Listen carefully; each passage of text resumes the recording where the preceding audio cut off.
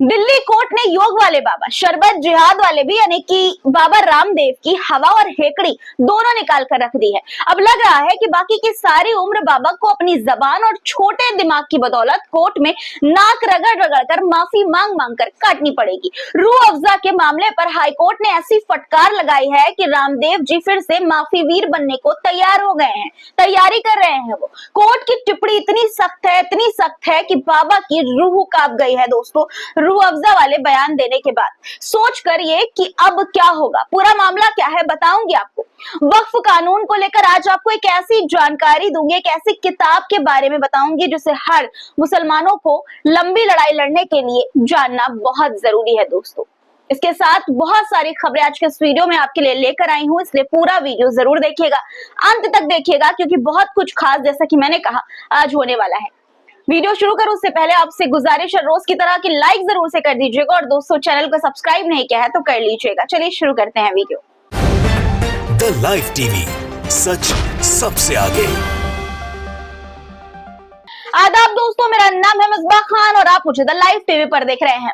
रामदेव हैं, बाबा हैं, योग गुरु हैं, लेकिन जब जुबान चलती है तो नफरत भी घोल देते हैं और इस बार तो हद ही कर दी, शराब तक को जिहाद से जोड़ डाला।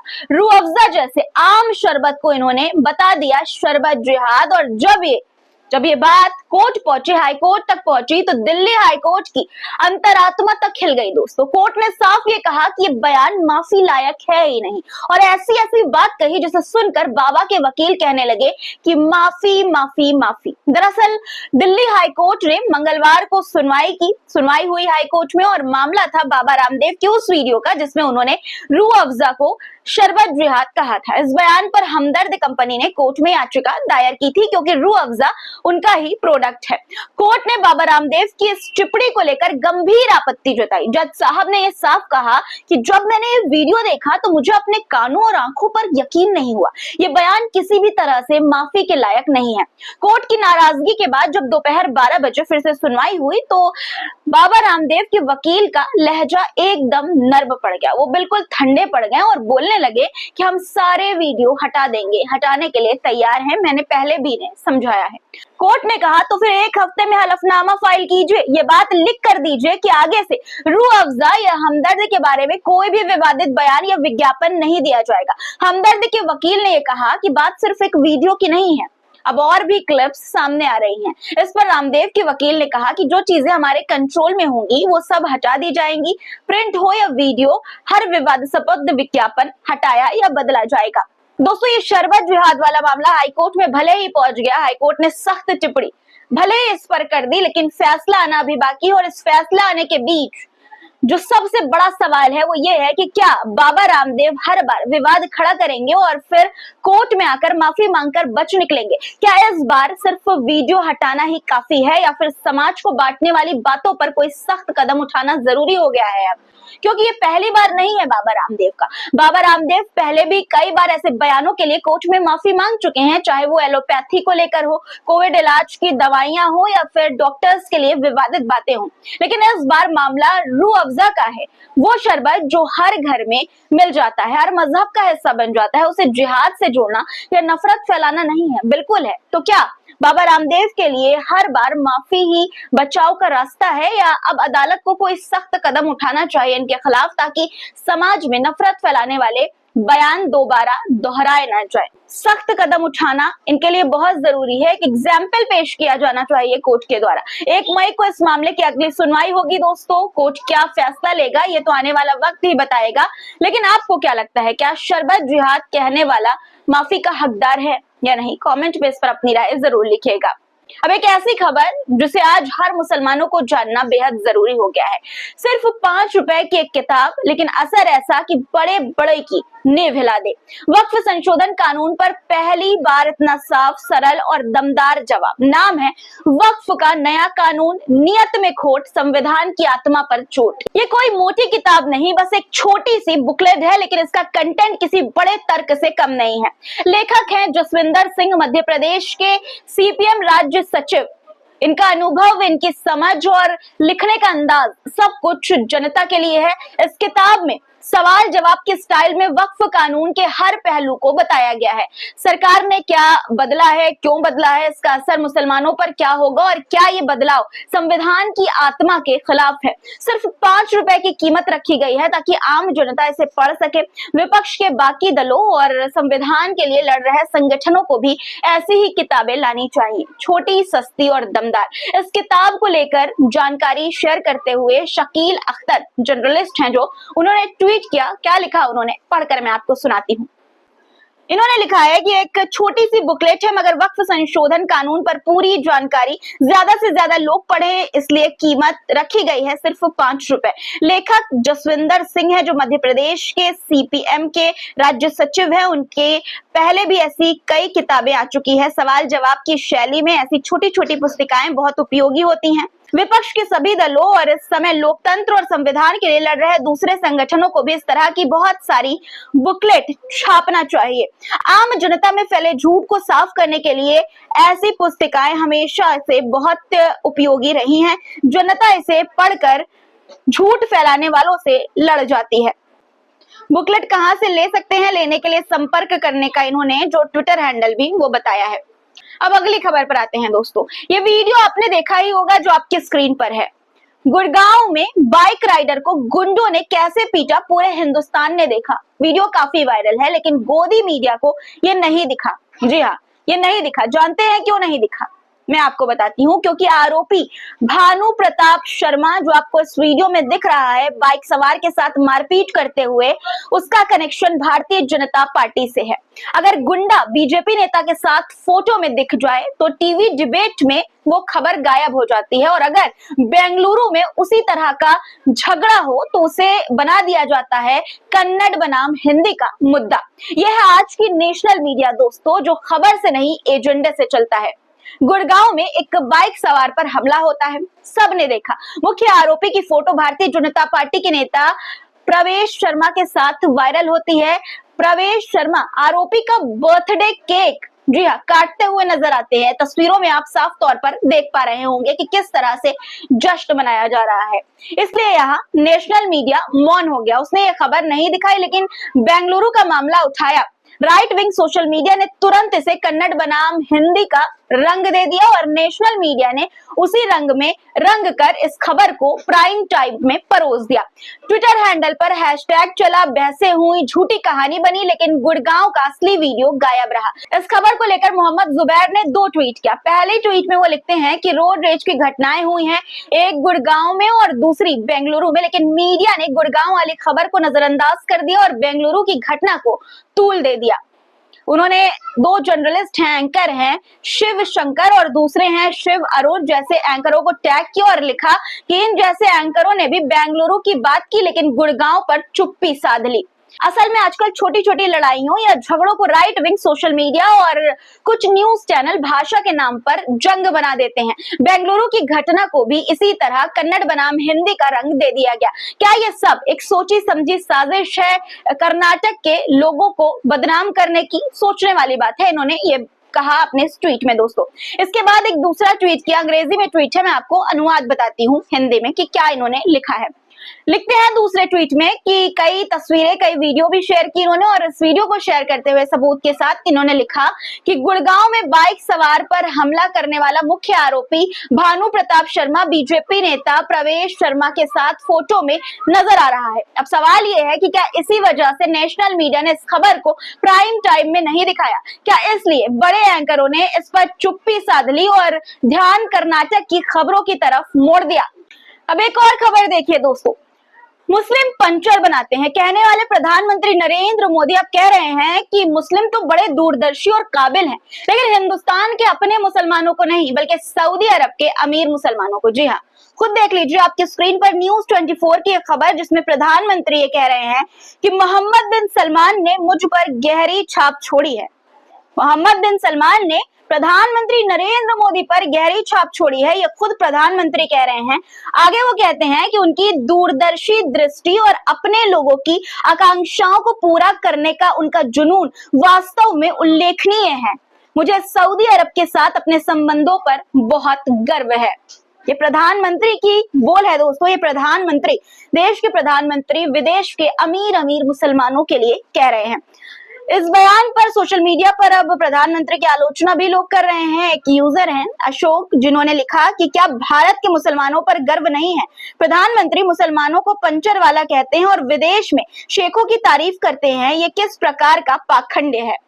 एक और ट्वीट देखिए, नाजिम शेख है, मोहम्मद नाजिम शेख, उन्होंने लिखा गर्व भी होगा, बस मुसलमान अमीर होना चाहिए। प्रधानमंत्री नरेंद्र मोदी के इस स्टेटमेंट को शेयर करते हुए बहुजन हितैषी नाम के एक ट्विटर हैंडल से लिखा गया कि जो मुसलमान मुजफ्फरनगर, मानेसर या भोपाल की गलियों में रहता है उसकी टोपी से इन्हें दिक्कत है, लेकिन जो मुसलमान तेल के कुओं पर बैठा अरबपति है उसकी चापलूसी में प्रधानमंत्री पद की गरिमा तक भूल जाते हैं। ये मोहब्बत नहीं, ये गुलामी है ताकतवर के सामने और नफरत है अपने देश के कमजोरों के लिए, जो अपने देश की अकलियत को गद्दार समझे और दूसरों के अरबपति मुसलमानों को आदर्श, वो नेता नहीं सिर्फ सत्ता का सौदागर होता है।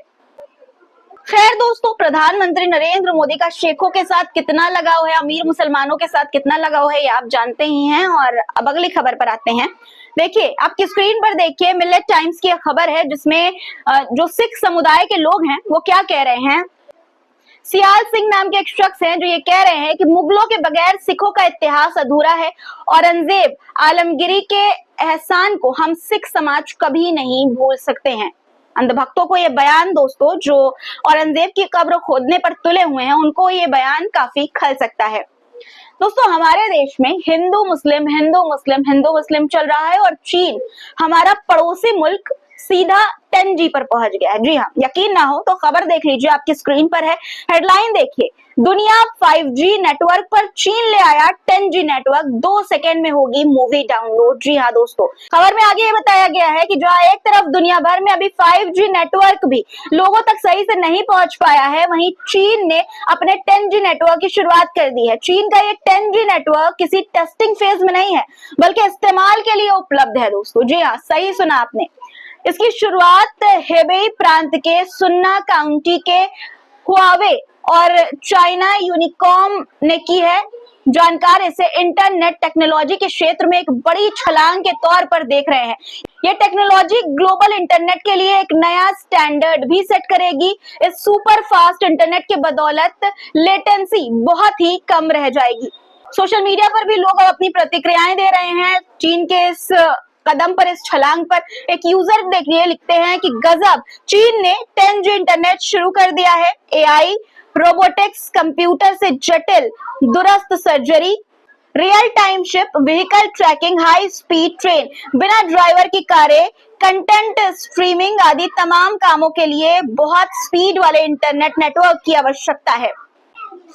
इनके इस ट्वीट पर एक और है मुकेश कुमार, जो ये लिखते हैं कि चीन ने 10G शुरू कर दिया है और अभी हम 5G में ही अटके हुए हैं, और वो भी कहीं मिलता है कहीं नहीं मिलता। जब तक हम 10G तक पहुंचेंगे, चीन 50G तक पहुंच जाएगा या कोई दूसरा टेक्नोलॉजी ले आएगा और हमारी दौड़ फिर शुरू से शुरू होगी। यूनिवर्सिटियों को बर्बाद कर दो, रिसर्च के फंड में कटौती कर दो, हर जगह संघियों को बैठा दो, तो क्या होगा? फिर तो गौमूत्र और गोबर ही बचे रिसर्च के लिए, वही हो भी रहा है। सही बात है वैसे दोस्तों। अब एक इसी से जुड़ी मैं आपको युवाओं और जो हमारा देश पिछड़ता जा रहा है उसी से जुड़ी एक और खबर दिखाना चाहती हूँ। आपकी स्क्रीन पर देखिए कि हमारे देश के युवाओं का हाल क्या है। देखिए ये खबर, कांग्रेस प्रवक्ता सुप्रिया श्रीनेत हैं, कांग्रेस नेता, उन्होंने लिखा है कि PhD MBA law graduates among 74.76 lakh applicants for peon jobs in Rajasthan. और इसके साथ उन्होंने लिखा है कि न्यू इंडिया में आपका स्वागत है, मोदी जी को थैंक यू कहना मत भूलिएगा। सोचिए दोस्तों, राजस्थान में चपरासी की नौकरी के 53,749 यानी कि 53,749 पोस्ट के लिए 24.76 यानी 24.76 6 लाख लोगों ने आवेदन किया है। ये आंकड़े नहीं, चेतावनी है, शिक्षा तंत्र की हार है। हैरानी की बात यह है कि इनमें से कई लोग बहुत पढ़े लिखे हैं, जैसे कि पीएचडी, एमबीए और कानून की पढ़ाई यानी कि लॉ करने वाले भी इस नौकरी के लिए लाइन में लगे हैं। चपरासी की नौकरी के लिए जरूरी सिर्फ 8वीं या 10वीं पास होती है, जरूरत इतनी होती है, इतने में लोग एलिजिबल हो जाते हैं। लेकिन बेरोजगारी जो है आज देश में इतनी ज्यादा है कि हाईली क्वालिफाइड लोग भी छोटी छोटी नौकरियों के पीछे भाग रहे हैं। ये मामला ये दिखाता है कि हमारे देश में अच्छी पढ़ाई के बाद भी नौकरी मिलना कितना मुश्किल हो गया है। चपरासी की नौकरी के लिए ये युवा अपनी बड़ी बड़ी डिग्रियां लेकर लाइन में खड़े हैं। आज भारत में बेरोजगारी में 83% युवा है दोस्तों। जी हाँ, 83% युवा। सोचिए आप, इनका दर्द आप खुद सुन लीजिए इन्हीं की जुबानी कि ये क्या कह रहे हैं। तो सर नौकरियों के चक्करों में करना पड़ रहा है। 2018 से लेकर तैयारी कर रहे हैं। अभी 18 में बीएड कंप्लीट हो गई थी मेरी। मैंने बीएससी और एमएससी कर रखी है, पर बेरोजगारी इतनी है कि भरना पड़ा फॉर्म। ये काम कर लेंगे आप? वो तो एक बार जॉब तो लगे, क्योंकि हर वैकेंसी में इतना घोटाला होता है, इसमें भी क्या पता नंबर आए या नहीं है। ये मैंने बीएड, बीए, एमएस सब कर रखी है। बेरोजगारी के बहाने हमें 4th ग्रेड का फॉर्म भरना पड़ रहा है, क्योंकि इससे अच्छा तो कुछ ना कुछ 4th ग्रेड की जो भी सही जॉब तो मिले। देखिए, एक न्यूज़पेपर है, इसमें भी क्या लिखा गया है, आप इस न्यूज़पेपर में जो लिखा है वो पढ़िए। कटिंग एक यूजर है, उन्होंने इस खबर को शेयर करते हुए इस न्यूज़पेपर की कटिंग शेयर की है। इसमें लिखा है कि नौकरी नहीं, ये जंग है। चपरासी भर्ती, 53,000 पद, 24 लाख से ज्यादा आवेदन, एमबीए और पीएचडी की लाइन में, मतलब एमबीए और पीएचडी भी लाइन में। इस भर्ती ने तोड़े रिकॉर्ड, फीस में जमा हुआ करोड़ों का राजस्व। अगर लाखों की संख्या में युवाओं को चपरासी बनने के लिए मजबूर होना पड़े तो ये केवल उनका नहीं, देश की नीतियों की भी पराजय ही है। सही बात है दोस्तों। इस बेरोजगारी के बीच जिन बच्चों के पास नौकरी नहीं है दोस्तों, जो हिंदू बच्चे हैं, उनका नाम लेकर कैसे हिंदुत्ववादी जो है भड़काऊ बयान दे रहे हैं, आप खुद सुन लीजिए। पहले आप सुनिए, उसके बाद आपको पूरी खबर बताऊंगी। और मैं अपने सभी हिंदू भाइयों से ये पूछना चाहता हूं, कैराना हम जा रहे हैं। इकरा हसन उस मुसलमानी ने ये कहा था कि हम सड़कों पर नमाज करेंगे, और मैं आवाज उठा रहा हूं पूरी ताकत के साथ। क्या अपने बच्चों के लिए लड़ रहा हूं, मैं आने वाली नस्लों के लिए लड़ रहा हूं। मेरे को समझ में नहीं आ रहा है कि हिंदू को हो क्या रहा है। अब आपके बच्चों को बचाने के लिए लड़ रहा हूं। आज कैराना, मुजफ्फरनगर, सहारनपुर क्या स्थिति है, मुसलमानों का वर्चस्व वहां बढ़ता जा रहा है और वो खुलेआम धमकी दे रहे हैं। इस वीडियो को शेयर करते हुए नरेंद्र प्रताप नाम के एक शख्स हैं जो सोशल मीडिया प्लेटफॉर्म एक्स पर लिखते हैं कि गाजियाबाद के इस हिंदुवादी नेता का नाम पिंकी है। थोड़ा अजीब है ना। कैराना की सांसद इकरा हसन ने सड़क पर नमाज की पैरवी की थी। पिंकी उससे नाराज है, उसे मुसलमानी कह रहा है, दावा कर रहा है कि उसके घर के सामने बैठकर आज हनुमान चालीसा पढ़ेगा। पिंकी का एक और दुख है कि उसके साथ हिंदू इकट्ठा नहीं हो रहे हैं। पिंकी का दावा है कि वो आज के हिंदुओं के बच्चों के भविष्य के लिए इकरा हसन के घर के बाहर हनुमान चालीसा पढ़ने जा रहा है। हिंदुओं के बच्चों का भविष्य इकरा हसन के घर के सामने हनुमान चालीसा पढ़ने से कैसे सुरक्षित होगा, ये सवाल किया गया है। पिंकी सिर्फ वन साइड बात कर रही है। ये आगे लिखा गया है कि पिंकी का मिशन क्या है मुझे नहीं मालूम, लेकिन एक अपील है मेरी उससे। हनुमान जी हमारे आराध्य हैं, उनके चालीसा का पाठ करने से पहले खुद को पवित्र करना होता है, नहाकर साफ कपड़े पहनने होते हैं, सिर्फ स्वच्छ और पवित्र स्थान पर आसन बिछाकर बैठना होता है, तब पाठ करते हैं। गंदी सड़क पर बैठकर चालीसा पढ़ देंगे तो सनातन का प्रोटोकॉल नहीं टूटेगा क्या, ये सवाल किया गया है। और सवाल वाजिब भी है दोस्तों। इन जैसे लोग जो हैं वो आपके बच्चों को इस तरह से उकसाते हैं, आपको इस तरह से उकसाते हैं और अपने बच्चों को विदेश भेजते हैं पढ़ने के लिए। कल मैंने आपको खबर दिखाई थी कि कैसे बीजेपी के नेता जो हैं वो यहाँ पर हिंदुत्ववादी भीड़ को उकसाने वाले बयान देते हैं और अपने बच्चे को विदेश में पढ़ाते हैं। ये लोग यही चाहते हैं दोस्तों कि आपके बच्चे बेरोजगार रहें, पढ़े नहीं, लिखे नहीं। आप हाल देख रहे हैं कि किस तरह से पियून की नौकरी के लिए लाखों लोग, एमबीए किए हुए लोग, लॉ किए हुए लोग जो हैं वो लाइन में लगे हुए हैं ग्रुप डी की जॉब के लिए, और इनके बच्चे विदेश में पढ़ रहे हैं। ये चाहते हैं कि आपके बच्चे यहाँ पर भीड़ का हिस्सा बने, मस्जिद के सामने जो है वो दंगाई करें और इनके बच्चे विदेश से आकर आपके बच्चों पर हुकूमत करें। अब आपके हाथ में है, फैसला आपका है कि आप क्या चाहते हैं। आपके बच्चे इसी तरह से बेरोजगार रहें, नौकरियों के लिए ठोकरें खाते रहें, पढ़ लिख कर आपके खून पसीने की कमाई लगाकर आपने जो अपने बच्चों को पढ़ाया है, उस पढ़ाई के बाद वो एक पियून की जॉब के लिए अप्लाई करें, या फिर आप ये चाहते हैं कि आपके बच्चों का फ्यूचर अच्छा हो, अगर आप चाहते हैं तो सरकार से नौकरी की मांग करिए, धर्म के ठेकेदार मत बनने दीजिए किसी को। अब अगली खबर देखिए दोस्तों, संभल की एक खबर है, संभल से आई है। द मुस्लिम स्पेस ने ट्विटर हैंडल पर इसे शेयर किया है और जो पीड़ित है उनकी फोटो भी शेयर की है। लिखा गया है कि उत्तर प्रदेश आरोप की बुनियाद पर एक मुस्लिम आरोपी की प्रॉपर्टी जब्त हुई। पहली बार किसी अपराधी की प्रॉपर्टी सरकार के नाम हो गई है। दुबई में बैठे शारिक साठा की 2.31 करोड़ रुपए की प्रॉपर्टी संभल की जिला अदालत ने सरकार को दे दी है। शारिक साठा पर संभल हिंसा की साजिश करने का आरोप है, ये बताया गया है। इस खबर को लेकर दोस्तों अब सोशल मीडिया पर लोग सवाल उठा रहे हैं। देखिए आपकी स्क्रीन पर एक सोशल मीडिया यूजर का ट्वीट है, वो लिखते हैं कि यही तो है हिंदू राष्ट्र का सपना, सिर्फ आरोप लगाकर मुसलमानों की संपत्ति को बर्बाद कर दो। एक और ट्विटर यूजर ने क्या लिखा, देखिए आपकी स्क्रीन पर, वो लिखते हैं कि क्या सिर्फ आरोप लगाने पर लोगों की प्रॉपर्टी जब्त कर ली जाएगी। और बात सही है दोस्तों कि सिर्फ आरोप के आधार पर एक मुस्लिम शख्स की, जो इस देश में है भी नहीं, उसकी प्रॉपर्टी जब्त कर ली गई सरकार के द्वारा। और दोस्तों जब कोर्ट सिर्फ आरोप के आधार पर एक आरोपी की अपराध साबित ना होने से पहले एक आरोपी की प्रॉपर्टी सरकार के नाम कर दे, उसके खून पसीने की कमाई सरकार के नाम कर दे, तो आप सोच सकते हैं कि इस देश में क्या चल रहा है। आज के लिए फिलहाल इतना ही। आज की खबरों पर आपकी क्या राय है कमेंट में जरूर लिखिएगा। चैनल को सब्सक्राइब नहीं किया तो फटाफट कर लीजिए, लाइक बटन प्रेस करके जाइएगा।